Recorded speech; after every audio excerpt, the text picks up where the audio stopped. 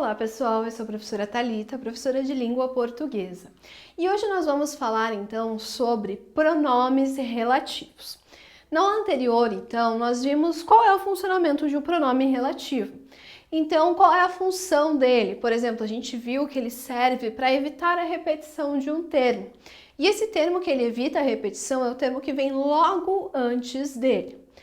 Também a gente viu que além de ter essa função, ele também executa a ação de unir, então, essas duas frases ou tornar um período só. Então, essa é a função de um pronome relativo. Hoje, então, nós vamos ver os usos desses pronomes relativos. Começando, então, gente, pelo uso do pronome relativo que ele é o mais comum. Então, gente, ele, por ser o pronome relativo mais conciso, tem preferência em relação aos demais. Também, sua utilização é preferencial com as preposições a, de, com, em e por. Então, por exemplo, aquele homem que matou John Kennedy. Nesse caso, eu não tenho nenhuma preposição. Mas no segundo caso, estes são os livros de que gosto mais. Aqui no caso, então, eu tenho a preposição de, por isso que eu uso o pronome relativo que. A mulher com quem conversei é esta. Aqui eu tenho, então, a preposição com e o pronome relativo que, justamente porque nós temos a preposição com. Estes são os ideais por que luto. Tenho, então, aqui a preposição por, então utilizo o pronome relativo que. A palavra que me refiro é uma palavra bem difícil, né, gente? Então, aqui eu utilizo, então, justamente por conta da presença da preposição a. Então, gente, qual que é a regra que a gente tem que tirar daqui? Tem a preposição a, de, com, em e por, obrigatoriamente, tenho que ter junto, então, gente, o pronome relativo que. Porque elas são palavras que atraem esse pronome relativo. Também, gente, há casos em que o emprego, então, desse pronome relativo gera ambiguidade. Como, por exemplo, o filho da mulher que morreu está no cemitério. Tá, quem que morreu? O filho ou a mulher? Eu não sei, então, como gera essa ambiguidade, gente, o que nós fazemos? A gente pega e substitui, então, pelo termo o qual. E as variações que existem, então, juntamente com o termo o qual. Então, por exemplo, ele é empregado, gente, o qual, né, nos casos em que o relativo que gera ambiguidade. Também é empregado com as demais preposições e com todas as locuções prepositivas. Ou seja, não sendo aquelas conjunções que nós vimos anteriormente, juntamente com o pronome relativo que, eu posso utilizá-lo, então, o qual. Por exemplo, aqui, gente, eu tenho o filho da mulher, o qual morreu, está no cemitério. O qual, eu tenho o aqui, que é masculino, então eu sei que é filho. Aí eu tenho o filho da mulher, a qual morreu, está no cemitério, feminino, então eu sei que quem morreu foi a mulher. Ou seja, gente, há casos, então, que eu tenho essa dupla interpretação, quando eu tenho o pronome que. Então, para evitar esse tipo de problema, o que a gente faz para evitar essa ambiguidade? Pego e coloco o qual, a qual, porque daí eu sei exatamente qual é o termo referente ali naquele período. Também, gente, nós temos o pronome relativo quem. Ele é empregado para retomar o antecedente que indique pessoa, tá? Então, obrigatoriamente, eu tenho que ter pessoa. Então, por exemplo, Mariana, de quem gosto muito, esteve aqui. Quem é? Mariana. Então, gente, o quem aqui ele só pode ser usado porque eu estou me referindo a Mariana, que é uma pessoa. Esta é uma mulher por quem nutro muito carinho. Quem? Mulher. Então, gente, o pronome relativo quem, ele só pode ser usado, então, quando eu tenho uma pessoa. Então, eu tenho que ter referência direta a uma pessoa. Pronome relativo onde. Ele é empregado para retomar o antecedente que indique o lugar concreto.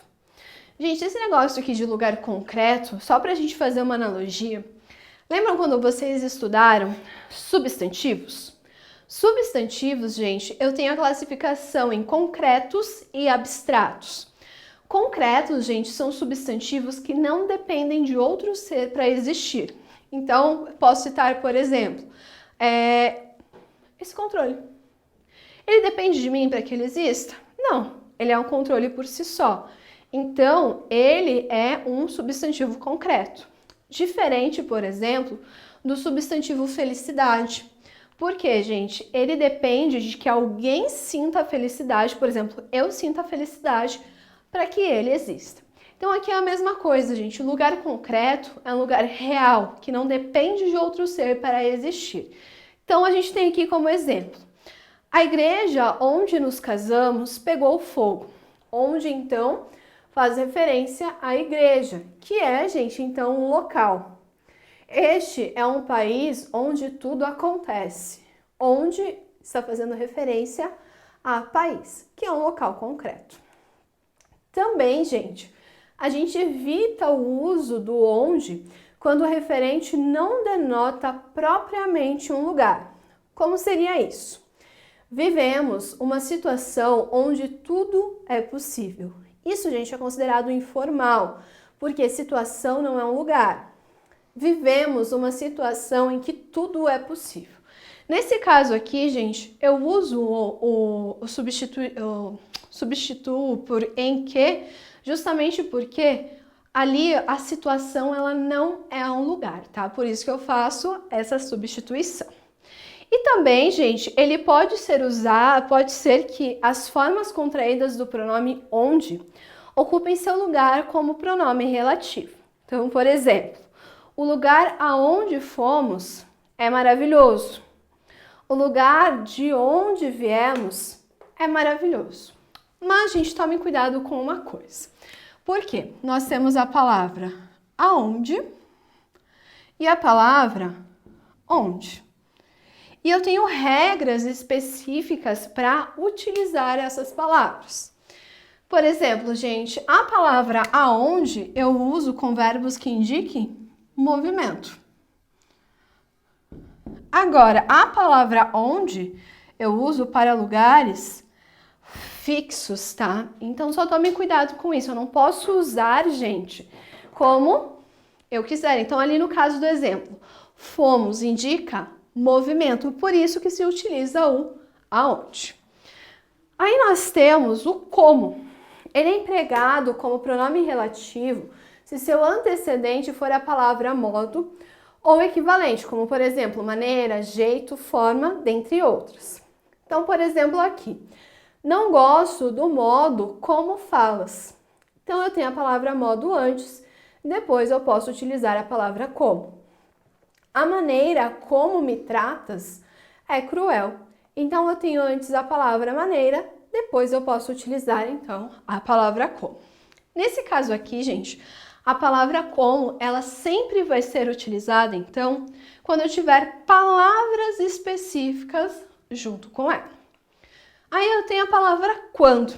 Equivale, então, a pronome relativo quando o seu antecedente for uma palavra temporal. Como, por exemplo, um ano, uma data, uma hora. Por exemplo, aqui. Em 1994, quando teve início o Plano Real, fomos tetracampeões no futebol.